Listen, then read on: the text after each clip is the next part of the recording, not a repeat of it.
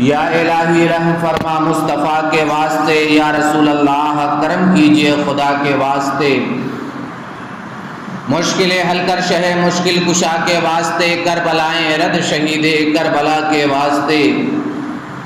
جل گیا خیمہ اطہر لیکن دین پر آنچ نہیں آنے دی، جل گیا خیمہ اطہر لیکن دین پر آنچ نہیں آنے دی، مرحبا جرت ابن حیدر سردیا بات نہیں جانے دی، مرحبا جرت ابن حیدر سردیا بات نہیں جانے دی۔ عزیزان ملت اسلامیہ، 10 محرم الحرام سن 61 ہجری کو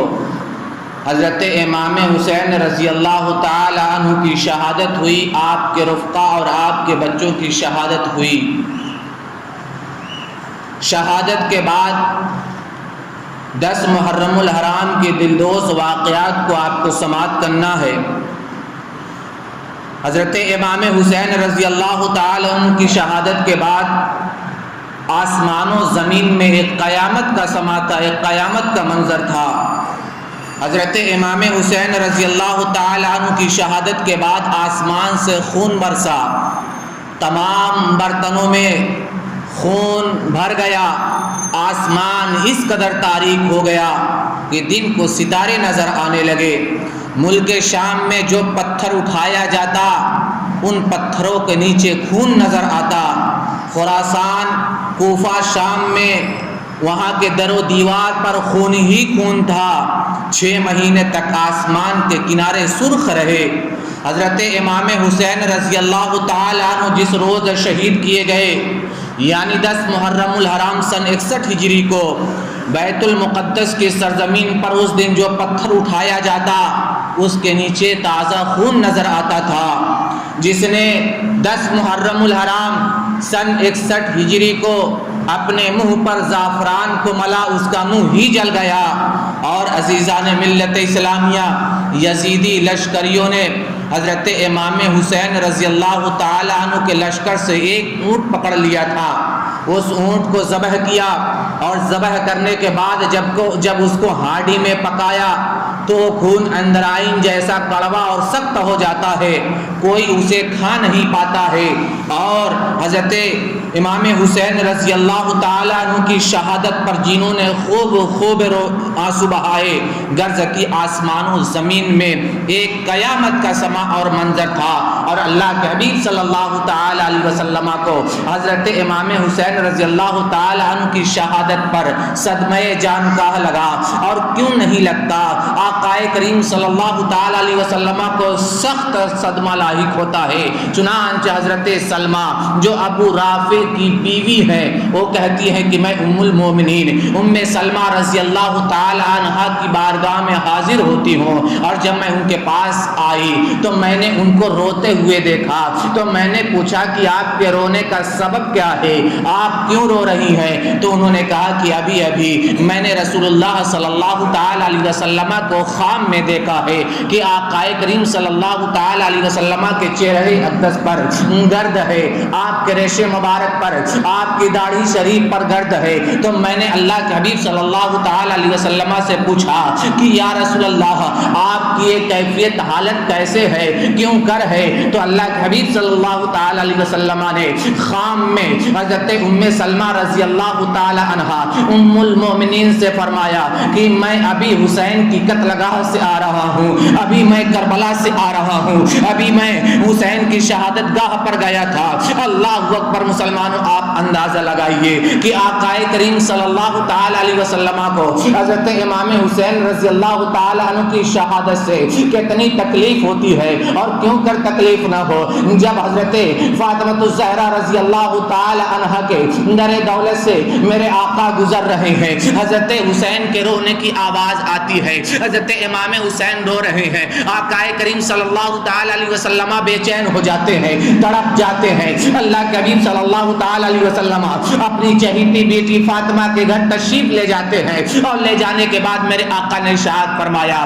اے میری بیٹی فاطمہ میرے حسین کو رونے نہ دیا کرو اس لیے کہ حسین کو رونے سے مجھے تکلیف ہوتی ہے. عزیزان ملت اسلامیہ آپ اندازہ لگائیں کہ جس حسین کو رونے سے رسول اللہ کو تکلیف ہوتی ہے تو کربلا کی سرزمین پر تو حسین پر قیامت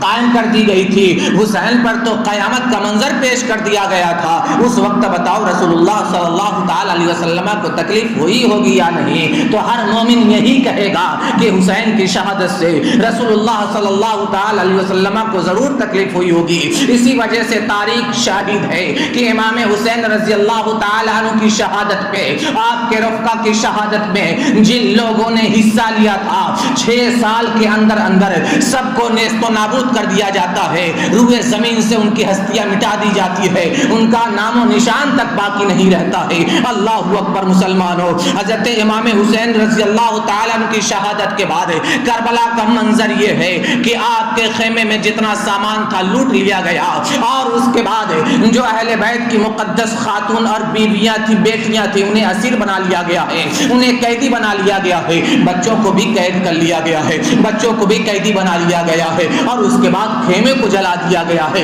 شاعر کہتا ہے جل گیا خیمہ اطہر لیکن دین پر آنچ نہیں آنے دی. مرحبا جرت ابن حیدر سر دیا بات نہیں جانے دی. حضرت امام حسین رضی اللہ تعالیٰ عنہ کے سر مبارک کو سنان ابن نخعی نے سر تن سے جدا کیا تھا اور آپ کے سر مبارک کو خولی بن یزید اور حمید بن مسلم کے ساتھ روانہ کر دیا کوفہ کے لیے. اور اس کے علاوہ جن دیگر شہداء کا سر مبارک تھا اس کو قیس ابن اشعث اور شمر کے ساتھ انہیں کوفہ کی طرف روانہ کر دیا جاتا ہے. اور خود ابن سعد 10 محرم الحرام کو حضرت امام حسین رضی اللہ تعالیٰ عنہ کی شہادت کے بعد کربلا کے سرزمین پر وہ قیام کرتا ہے اور کربلا میں ہی ٹھہر جاتا ہے. اور جب 11 محرم الحرام کی صبح کا وقت ہوتا ہے تو یہ جو ابن سعد ہے یزیدی لشکر میں سے جو مارے گئے تھے قتل کیے گئے تھے ان تمام لوگوں کو اکٹھا کرتا ہے. ان کے لاشوں کو جمع کیا جاتا ہے اور جمع کرنے کے بعد ابن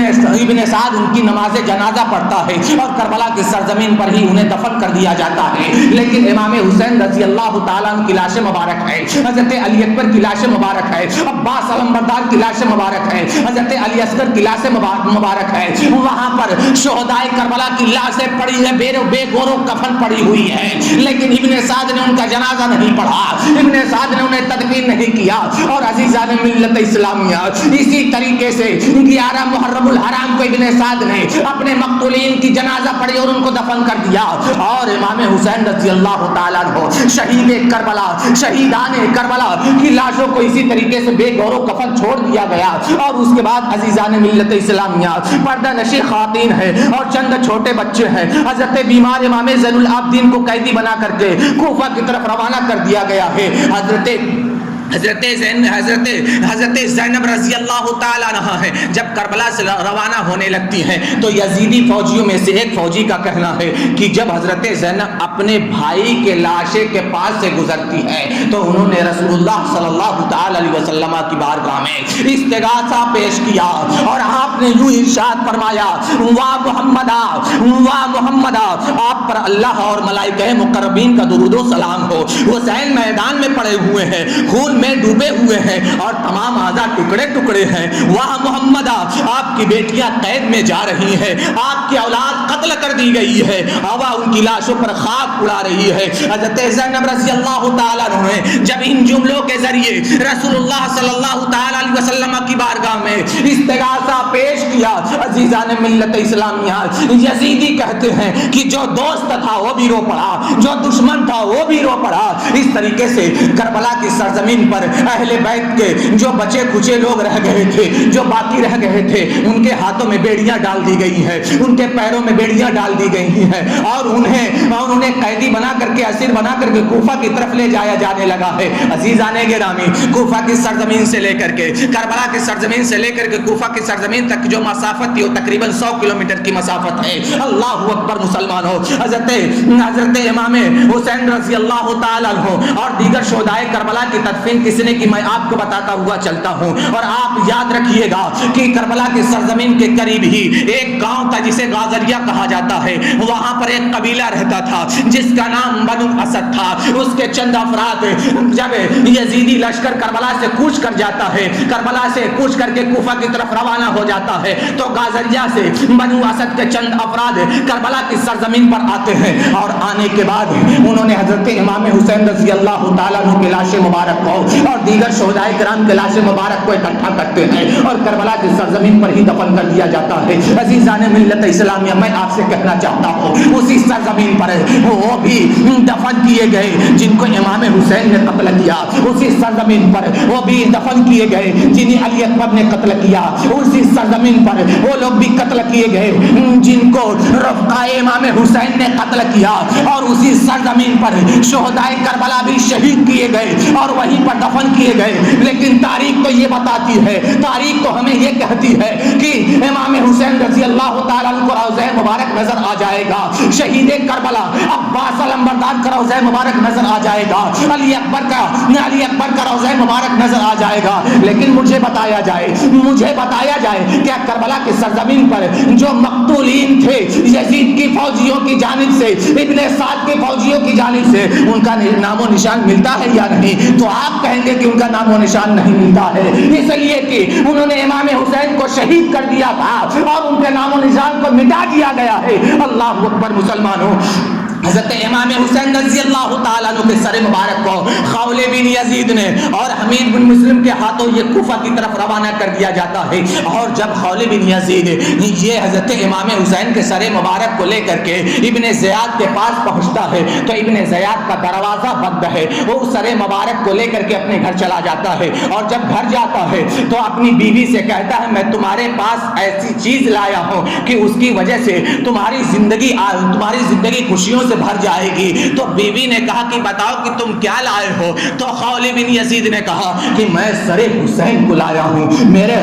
سر حسین کو لایا ہوں۔ اللہ اکبر مسلمانوں، جیسے بیوی نے سنا کہ یہ خولِ بن یزید جو میرا شوہر ہے وہ حضرت امام حسین رضی اللہ تعالیٰ عنہ کے سر مبارک کو لے کر کے آیا ہے، تو اس کی بیوی نے کہا کہ تیری ہلاکت ہو، تو برباد ہو جائے۔ اور تو لوگ جب اپنے گھروں کو لوٹتے ہیں تو مال و اسباب لے کر کے لوٹتے ہیں، لیکن تو ایسا بدبخت بد نصیب ہے کہ تو ایسا شقی القلب ہے کہ تو نے نواسے رسول امام حسین کا سر لا کر کے یہ کہہ رہا ہے کہ تو مالدار ہو جائے گی، تجھے ساری خوشیاں حاصل ہو جائے گی، میں تیرے ساتھ رہنے کے لیے 1 منٹ کے لیے تیار نہیں ہوں۔ اللہ اکبر مسلمانوں، خولِ بن یزید کی بیوی کا کہنا ہے کہ جب سر مبارک کو میرے گھر میں رکھا گیا تو میں نے رات میں ایک عجیب منظر دیکھا، میں نے رات میں یہ دیکھا کہ اس سر مبارک سے ایک نور نکل رہا ہے جو آسمان کی طرف بلند ہو رہا ہے، اور اس پر سفید سفید پرندے اپنی جانوں کو نچھاور کر رہے ہیں،